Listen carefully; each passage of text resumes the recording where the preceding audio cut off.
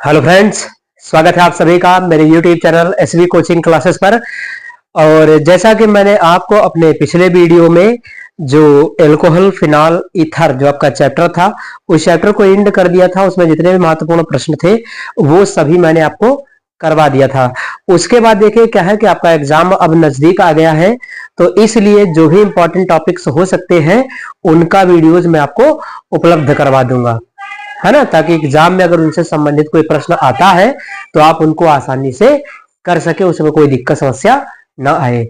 तो चलिए यहाँ पर देख लेते हैं कि जो आज आपका प्रश्न है वो होता है क्या होता है जब, है ना। ये क्या होता है जब या कैसे प्राप्त करोगे, है ना। 5-5 नंबर के ये प्रश्न आते हैं, दोनों में से कोई एक आता है ना। या अगर ये दोनों होंगे तो अथवा में लगे रहते हैं।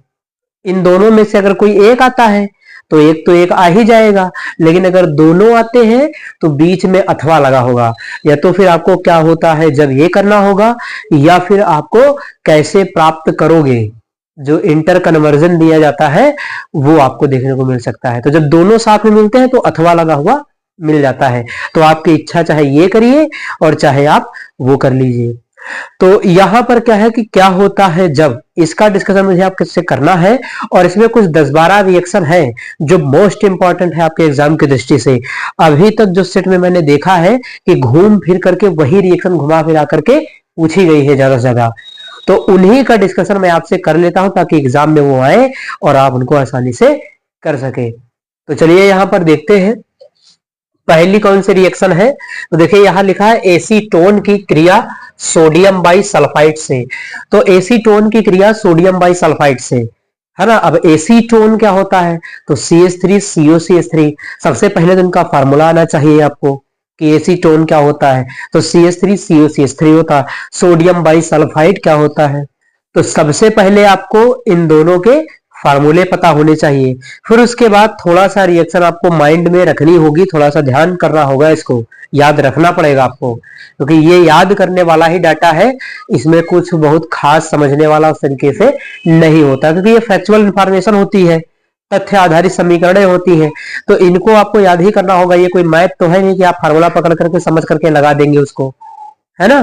तो चलिए देख लेते हैं। यहां पर ये है आपका एसीटोन CH3COCH3, ये है आपका एसीटोन CH3COCH3, ठीक। आईपीएससी नाम प्रोपेनोन 2, ठीक। तो मान लिया कभी कभी एग्जाम में आईपीएससी नाम देकर के पूछ लेता कि प्रोपेनोन 2 की क्रिया सोडियम बाई सल्फाइड से होती है ना। तो यही रिएक्शन है। उनका आईपीएससी नाम वगैरह देकर के थोड़ा सा कंफ्यूज करने के लिए कहीं आईपीएससी नाम से पूछ लेगा, कहीं कोई अन्य नाम होगा तो उससे पूछ लेगा, है ना। तो ये आपको ध्यान रखना पड़ेगा, ठीक। तो ये एसीटोन हो गया। उसके बाद सोडियम बाई सल्फाइड है। रिएक्शन में आप देख रहे हैं कि इस ऑक्सीजन पर ये वाला H आकर के जुड़ जाएगा। देखिए OH हो गया और बाकी आपका SO3 और Na ये जाकर के यहां पर लग गया, है ना। तो इस प्रकार से ये एक योगात्मक अभिक्रिया हो गई, एडिशन, है ना। ये बना क्या है तो इसका नाम है एसीटोन सोडियम बाई सल्फाइड। मैं नाम बता देता हूं, आप उसको लिख लीजिएगा। एसीटोन सोडियम बाई सल्फाइड इसका नाम है। तो पहली रिएक्शन में आप जब एसीटोन की क्रिया सोडियम बाई सल्फाइड से होती है तो वहां पर क्या बनता है, एसीटोन सोडियम बाई सल्फाइड बनता है। फर्स्ट रिएक्शन हो गई। सेकंड देखिएगा, बेंजामाइड को जल की उपस्थिति में गर्म करते हैं। अब बेंजामाइड, तो बेंजामाइड का पहले फार्मूला आना चाहिए, क्या होता है तो C6H5CONH2, ये बेंजामाइड है। जल की उपस्थिति मतलब वाटर है H2O, उसकी उपस्थिति में इसको गर्म करेंगे तो देखिए क्या होगा, तो बनेगा आपका बेंजोइक एसिड, है ना। C6H5COOH सूत्र के रूप में भी लिख सकते हैं, संरचना के रूप में लिख सकते हैं। ये बेंजोइक अम्ल है, ये अमोनिया गैस है। तो जल अपघटन करवाने पर बेंजामाइड का बन जाएगा आपका बेंजोइक अम्ल और अमोनिया, ठीक। ये हो गई। थर्ड रिएक्शन है आपकी एसीटोन की क्रिया एथिलीन ग्लाइकॉल से होती है। अब एसीटोन की क्रिया एथिलीन ग्लाइकॉल से होती है ना।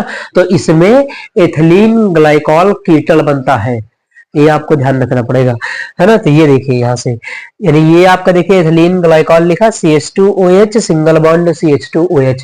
फार्मूला एथिलीन ग्लाइकॉल का क्या होता है, CH2OH सिंगल बॉन्ड CH2OH। तो देखिए CH2OH CH2OH।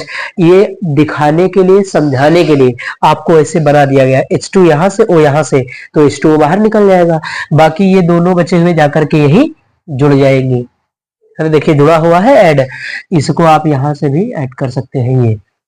ठीक, तो इस प्रकार से ये कंपाउंड सीधे जाकर के यहां जुड़ जाएगा। ये एसीटोन है, ये आपका एथिलीन ग्लाइकॉल है ना। इसका नाम क्या होगा, तो इसका नाम एथिलीन ग्लाइकॉल केटल, इसका नाम कह सकते हैं, एथिलीन ग्लाइकॉल केटल है ना इसका नाम।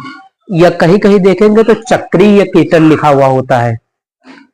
ठीक, तो इस प्रकार से एसीटोन की क्रिया एथिलीन ग्लाइकॉल से होती है, तो आपका चक्रीय कीटल या एथिलीन ग्लाइकॉल कीटल इसका नाम लिख सकते हैं। तो ये हो गए आपके 3 रिएक्शंस की क्या होता है जब। आप इनका स्क्रीनशॉट लीजिए, फिर अगली समीकरणों को मैं आपको बता देता हूं।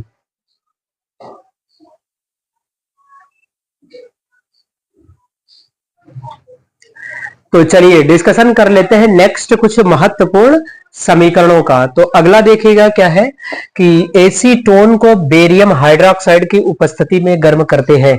कहीं कहीं फार्मूला लिख देता है, कहीं कहीं पर हिंदी में नाम बता देगा कि बेरियम हाइड्रोक्साइड की उपस्थिति में एसीटोन को गर्म किया जाता है, तब उसमें आपको समीकरण लिखना है। तो चलिए देख लेते हैं यहां पर कि दिया है आपका CH3 COCH3, ये एसीटोन है, CH3 COCH3। यदि यहां पर एसीटोन के 2 मोल लिए गए हैं, देखिए ये भी एसीटोन है, ये भी एसीटोन है, दोनों एसीटोन है। देखिए यहां पर H, ये केवल समझाने के लिए H ओपन करके बाहर लगा दिया है ना। यही वाला H जाकर के इस ऑक्सीजन से जुड़ जाएगा, यानी ये H यहां जाएगा और ऑक्सीजन से जुड़ जाएगा, तो O पर लग जाएगा तो HOH बन जाएगा। बाकी ये वाला समूह, ये बॉन्ड कार्बन का खाली होगा एक, तो वहां से जाकर के ये वाला समूह जुड़ जाएगा। देखिए बेरियम हाइड्रोक्साइड ऊपर लिखा है, डेल्टा का मतलब गर्म करने का सिंबल है, तो CH3C देखिए OH, O के साथ H चला गया तो OH हो गया। नीचे CH3 ये वाला आपका लगा हुआ इस साइड में, ठीक, एक बॉन्ड से CH2COCH3 CH2OCH3 देखिए लगा हुआ है। इसका नाम क्या है, इसका नाम है डाई एसीटोन एल्कोहल है ना, इसका नाम डाई एसीटोन एल्कोहल नाम है। तो जब एसीटोन को बेरियम हाइड्रोक्साइड की उपस्थिति में गर्म करते हैं तो डाई एसीटोन एल्कोहल का निर्माण होता है। ठीक, ये समीकरण होगी। अगली, बेंजल्डिहाइड को NaOH की उपस्थिति में गर्म करते हैं। अब बेंजल्डिहाइड को NaOH की उपस्थिति, NaOH क्या है, क्षार है ना। ये आपकी एक नेमिंग रिएक्शन है।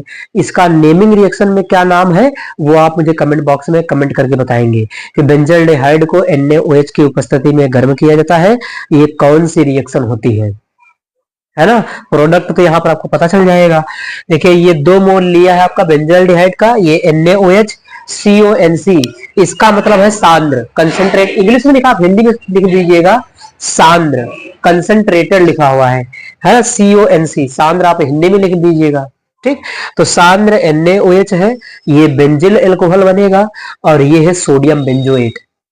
ठीक, तो बेंजिल एल्कोहल है, सोडियम बेंजोएट है, ये ध्यान रखना है आपको। इस नेमिंग रिएक्शन का आप मुझे नाम बताएंगे कमेंट बॉक्स में। ठीक, उसके बाद अगला है बेंजोइक अम्ल की क्रिया नाइट्रिक अम्ल से होती है।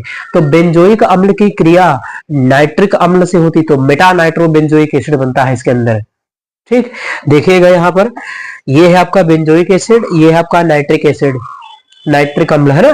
देखिए ये एक अम्ल है, ये भी एक अम्ल है, यानी यहां पर देखिए दोनों अम्ल अम्ल की आपस में रिएक्शन हो गई है कि नहीं। तो ध्यान देने वाली बात है कि बेंजोइक एसिड है, ये आपका नाइट्रिक एसिड है, ये आपका कंसंट्रेटेड सल्फ्यूरिक एसिड है, यानी सब एसिड एसिड की रिएक्शन हो रही है ना।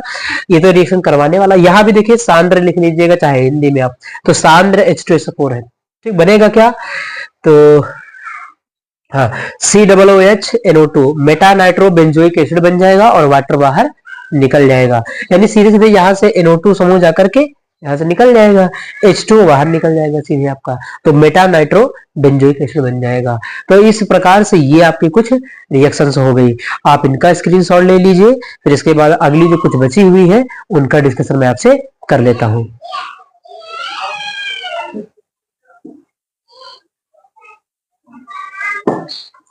चलिए तो नेक्स्ट इंपॉर्टेंट रिएक्शंस को यहां पर देखते हैं। देखिए क्या लिखा हुआ है पहला। तो 7 नंबर 6 नंबर तो बता दिया। 7 देखिएगा, आइसोप्रोपिल एल्कोहल को कॉपर की उपस्थिति में 300 डिग्री सेंटीग्रेड पर गर्म करते हैं। ये आइसोप्रोपिल एल्कोहल, ये इसी का दूसरा नाम 2 डिग्री एल्कोहल, सेकेंडरी एल्कोहल इसको कहते हैं इंग्लिश में। तो 2 डिग्री एल्कोहल या आइसोप्रोपिल एल्कोहल आपसे कह दिया जाए तो ये आपको करना है। ठीक, तो ये देखिएगा CH3COH, देखिए 2 डिग्री पर लगा है, दूसरा कार्बन 2 डिग्री का है, OH लगा हुआ एल्कोहल, कॉपर की उपस्थिति में 300 पर गर्म करेंगे तो एसीटोन बनेगा, हाइड्रोजन गैस बाहर निकलेगी। ठीक, उसके बाद 8 नंबर लिखा हुआ कि एथिल एल्कोहल की आयोडीन व क्षार से रिएक्शन। तो देखिए एल्कोहल की आयोडीन व क्षार के साथ रिएक्शन है ना, तो इसमें क्या बनेगा, वही आपका आयोडाइड बन जाएगा। ये एक नेमिंग रिएक्शन होती है, आयोडोफार्म रिएक्शन जिसको कहते हैं। ठीक, तो देखिएगा यहाँ पर C2H5OH है, 4I2 और आपका NaOH, ये मेथिल आयोडाइड बन जाएगा। उसके बाद HCOONA सोडियम एसिटेट बन जाएगा और हाइड्रोजन आयोडाइड बन जाएगा HI। ठीक, उसके बाद 9 नंबर लिखा, एसिटोनाइट्राइल का अपचयन किया जाता है। यहाँ पर ये आपका एस्टोनाइट्राइल CH3CN मेथिल साइनाइड या एस्टोनाइट्राइल इसको कहते हैं। अपचयन का मतलब हाइड्रोजन जोड़ना, SnCl2 और तनु, ये DIL लिखा, इसका मतलब होता है डाइल्यूट, तनु हाइड्रोक्लोरिक एसिड। तो एलडी मीन हाइड्रोक्लोराइड, CH3CH11NHCl, ये एलडी मीन हाइड्रोक्लोराइड है, इसका जलपघटन हो जाएगा H3O+। H3O+ का मतलब है एसिडिक मीडियम या H+ वाटर ने एक्सेप्ट कर लिया है। ठीक, तो ये आपका एस्टल्डिहाइड CH3CHO बन जाएगा और NH4Cl अमोनियम क्लोराइड बन जाएगा। उसके बाद रिएक्शन देखिएगा 10 नंबर, क्लोरोबेंजीन का जल अपघटन किया जाता है। तो यहां पर लिखा है कि नहीं होता है, यानी क्लोरोबेंजीन का सामान्य अवस्था में या सामान्य ताप पर जल अपघटन नहीं होता है।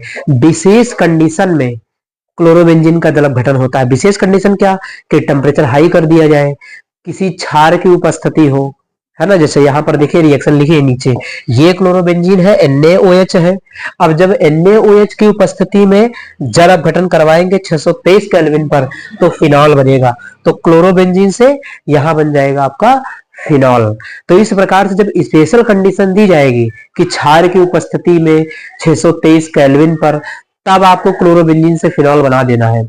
लेकिन अगर सामान्य स्थिति में कहेगा तो सामान्य स्थिति में ये रिएक्शन नहीं होती है, क्लोरोबेंजीन का जल अपघटन नहीं होता है ना। तो ये हो गई आपकी कुछ 10 महत्वपूर्ण रिएक्शंस जो आपसे क्या होता है जब, है ना, इसमें पूछी जा सकती हैं। तो उम्मीद करता हूं कि आप सभी को ये समझ में आया हुआ होगा। और अगर चैनल पर नए हैं तो चैनल को सब्सक्राइब करें, वीडियो को लाइक करें और शेयर करते रहिए। तो चलिए फिर मिलते हैं अपने नेक्स्ट लेक्चर में। Thanks for watching this video.